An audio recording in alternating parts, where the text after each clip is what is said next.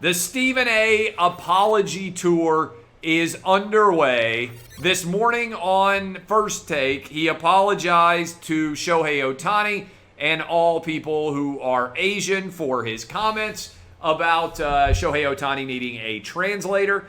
And then also, he apologized to people of Nigerian descent for making fun in some way of the way that their names were pronounced.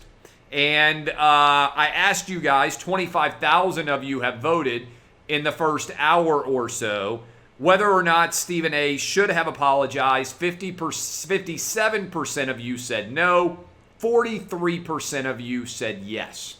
So 57% no apology needed. 43% of you said yes. And I think what's going on here is, in general, this is one of the challenges that comes with cancel culture. And let me explain what I mean. Most people who are watching this show right now are not super woke. You are not in favor of identity politics. You are not in favor of cancel culture. And I want to make it clear that I don't believe in cancel culture, as I have said for about the billionth time. But a lot of you, I think very reasonably, are sitting around and thinking, what's the best way to combat cancel culture? Is it to hold people like Stephen A. Smith to the standard that ESPN has previously held other hosts to? Or is it to acknowledge that demanding people be fired and demanding apologies is almost always wrong, and we should not insist on apologies and or suspensions or firings or anything else in a situation like this? And I think that's a challenge. My general rule is to point out the hypocrisy while also explaining that I'm opposed to cancel culture. So, remember when the chink in the armor issue happened at ESPN several years ago? They fired the host who used the phrase chink in the armor, referring to Jeremy Lin not having a good game. And they fired the guy who wrote the headline.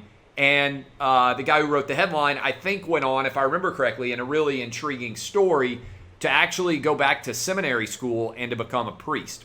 Also, ESPN has set the standard for a long time, that inappropriate contact comments on air, off air, can lead to you losing your job. So, I don't think that Stephen A. Smith should have to apologize for what he said. I understand what he was attempting to say. And let's take it outside of the United States. We talked about this on the Clay and Buck show. If, let's say, I suddenly went overseas to China and I was the greatest ping pong player in the world. I'm a pretty good ping pong player as it is, but let's pretend I was the greatest ping pong player in the world. I don't know enough about Chinese marketing to know for sure, but probably not knowing a word of Mandarin would probably hurt my ability to be marketed as a ping pong star in China. Let's just toss that out there. So, what Stephen A. was attempting to talk about was the fact that he doesn't believe Shohei Ohtani is able to be the face of Major League Baseball because he needs a translator. Where I think he whiffed is, here's the deal, and this is where he should have been smarter, I think. Do we really gain that much from athlete interviews during or after games? I really don't think we do.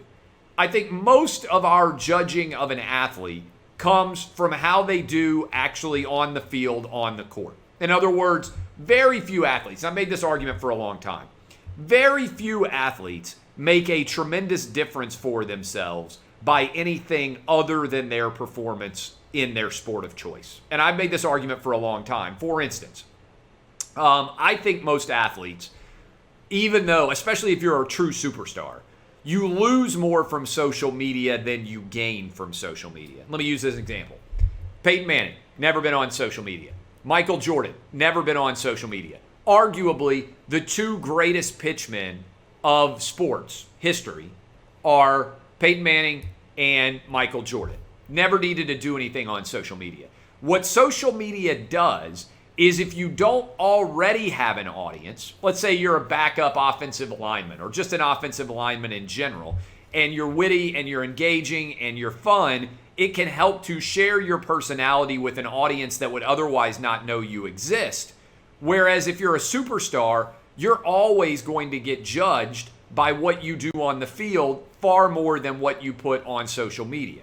And so I think a lot of athletes, in an effort to worry about their platform, are overreaching in worrying about things other than their performance. Because if you are a tremendous performer in your sport, that's how you get paid, that's how you make your money. So I don't think Stephen A. needed to apologize, but I think most of the 43% who is saying he needed to apologize, this is coming from the overall perspective of this show, which was, how do you deal with cancel culture? And some people want Stephen A. held to a really strict standard because ESPN has set the standard of strict behavior when it comes to cancel culture. And they typically don't apply it evenly. Instead, they apply it based on your race or your gender, which is how, frankly, Jalen Rose can get away with talking about Kevin Love being a token white player, which I think was directly racist and far more of a racist thing to be said and distributed by ESPN than what Stephen A. said about Shohei Ohtani.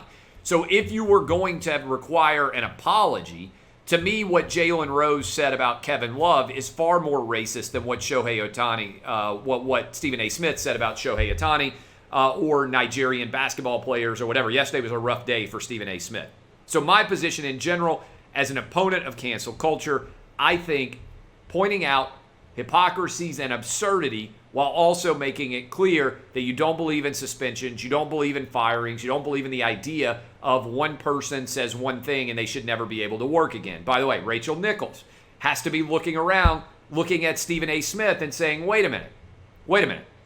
So you cost me a job based on something I said not on the air at all, that was illegally recorded, and now it has cost me, by the way, if I'm Rachel Nichols, 2 different jobs.